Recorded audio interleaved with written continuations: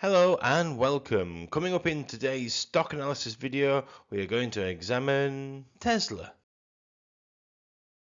During our stock analysis, we're going to explore the key pillars, examine the ownership, look back at past results, we'll find out what the analyst predictions are, as well as giving the business a valuation, and examine the potential return on our investment, and finally we will summarize our findings.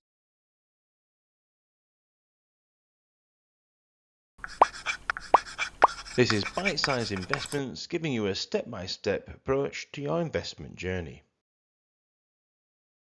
Before we jump into the key pillars, let's find out what the latest news headlines are for the company. Tesla develops, manufactures and sells electric vehicles. The company operates in two segments, automotive and energy generation. The automotive segment concentrates on selling EVs as well as the after-sales care.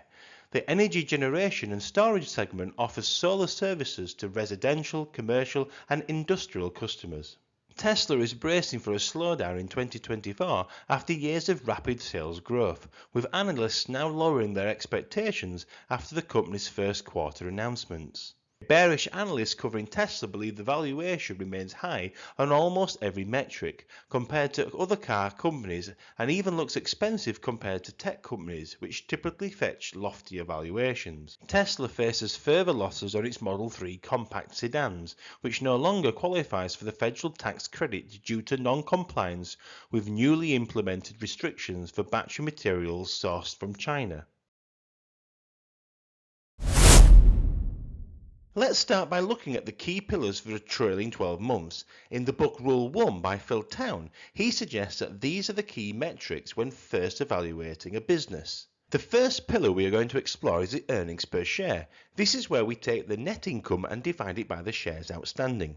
The higher the number, the more profitable the company. For Tesla, this is 18% and is a great increase from last year. Now let's look at the free cash flow, which is the money a business can generate from its operations. And here we can see Tesla have made some significant losses as their free cash flow is down by 43%. Then we come to the next pillar, which is revenue, and this tells us how good the company is at generating income before deducting expenses. Tesla has managed to increase this over last year by 17%. Book value is calculated by subtracting the total liabilities from the total assets, and this indicates the equity growth for the company. So as for the last 12 months, Tesla's book value has grown by a whopping 37%.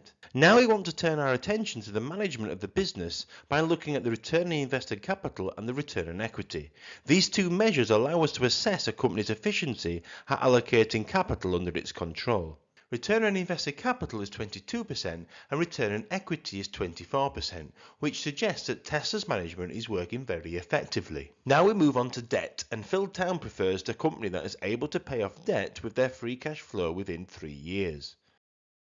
In Tesla's case, this is excellent as it's 1.20.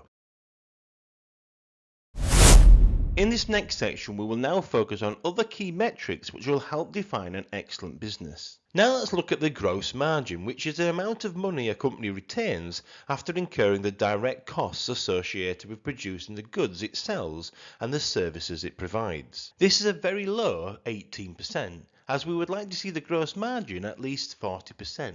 But within the car industry, this is very hard to achieve. Next, we come to the operating profit margin. This tells us how much profit a company makes on a dollar of sales after paying for costs of production, such as wages and raw materials, but before paying any interest or tax. Tesla's operating profit margin is 9%, which, considering their gross margin is 18%, isn't that bad. Now we're going to look at the free cash flow yield, which is a financial ratio that compares the free cash flow per share of a company against its market value per share.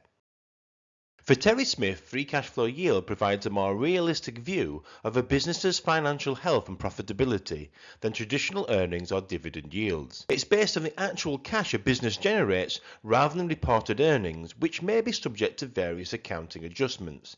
He typically looks for a company that has a free cash flow yield of 5% or higher. At 0.78%, this doesn't give Tesla a whole lot of cash protection. After that, we come to the PE ratio, which Peter Lynch believes is a key indicator when evaluating if a company is under or overvalued. This is 37 and is a little higher than I would like, as I prefer companies that have a PE ratio between 5 and 20, so we'll need to decide whether or not this company represents good value. And lastly, we come to the enterprise value divided by earnings before interest and taxes.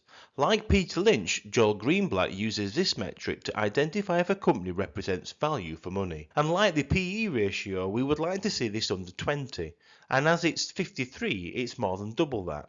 We'll come back to Peter Lynch and Joel Greenblatt's valuations later on. Having looked at the key pillars, let's give Tesla an overall score. I've given EPS, revenue, return on invested capital and return on equity full marks, and book value half a point, but the rest of the pillars no points, which gives Tesla a score of 4.5 out of 11. If you're interested in reading the annual report, I've included a link in the description below. Tesla has a large market cap and Morningstar believe they have a narrow moat even though they own about 20% of the market share for electronic vehicles. Now let's look at the ownership. There are currently 6 super investors who own this company. If we look back at Joel Greenblatt's previous sales and purchases, we can see he has repeatedly bought and sold Tesla shares, but over the last year he has bought shares quarter after quarter.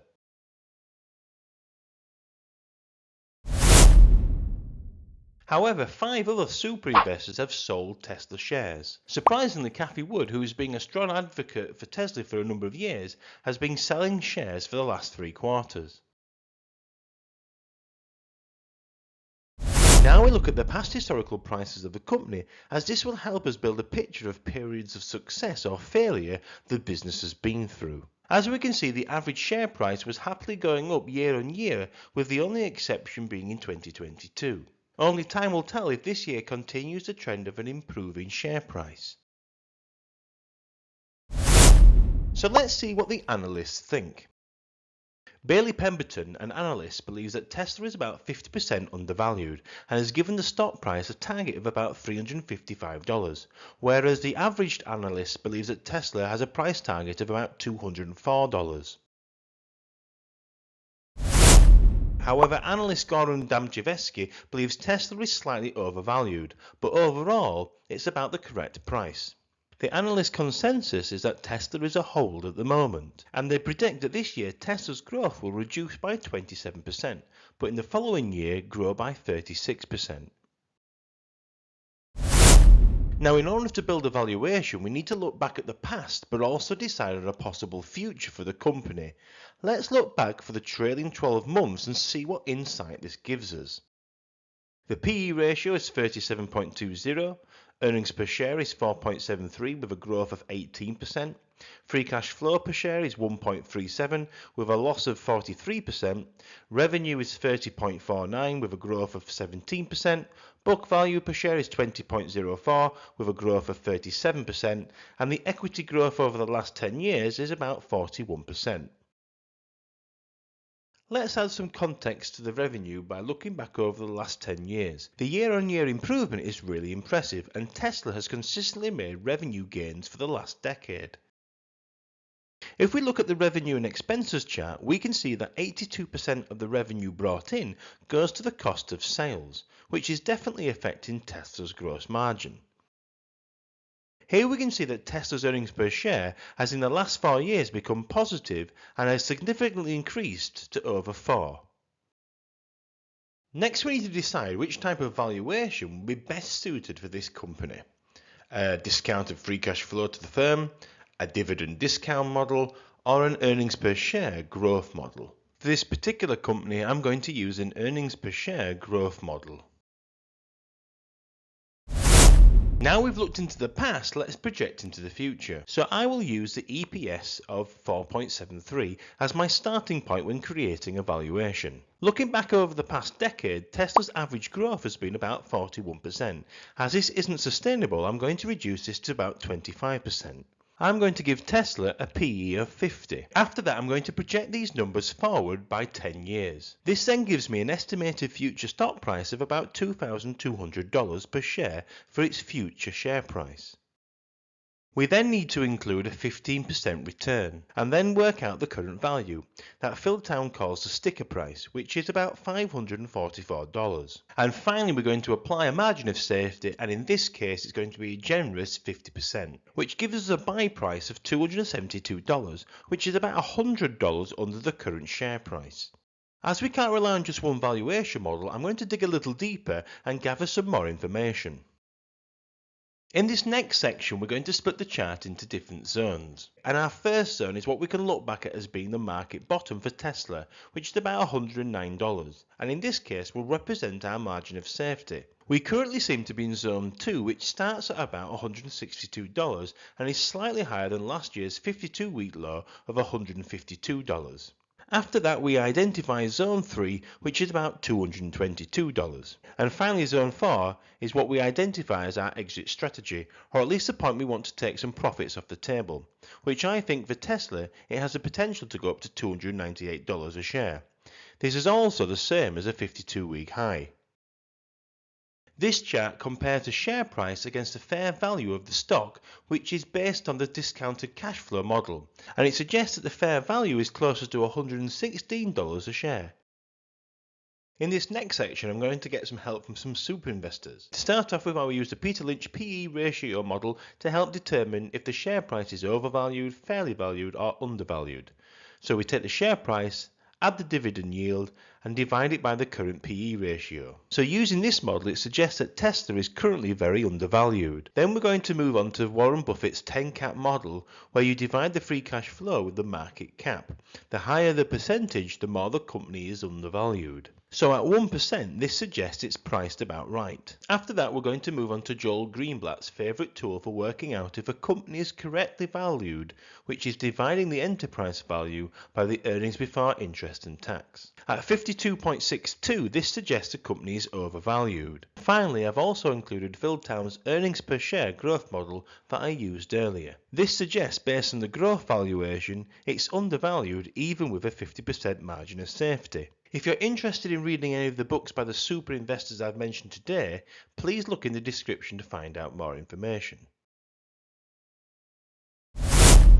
In this graph, we're going to compare the operating profit margin of Tesla, Ford, General Motors, Stellantis and Toyota. By comparing the operating profit margins, we can see the relative performance between Tesla and its main competitors.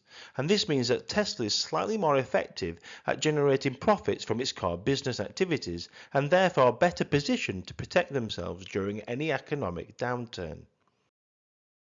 In this graph, we compare the return on invested capital and we see that Tesla is outperforming its rivals on this front too. However, when comparing the PE ratio and the enterprise value to EBIT, we can see that Tesla is overpriced when compared with other companies within the same industry. In this next section, we find out what our potential return would be if we bought at today's price of $176 and when the price was at $152. If the share price was to hit the 52-week high of $298, then we would see a return of 69%. Whereas if we had bought Tesla at $152, you would see a return of 96%.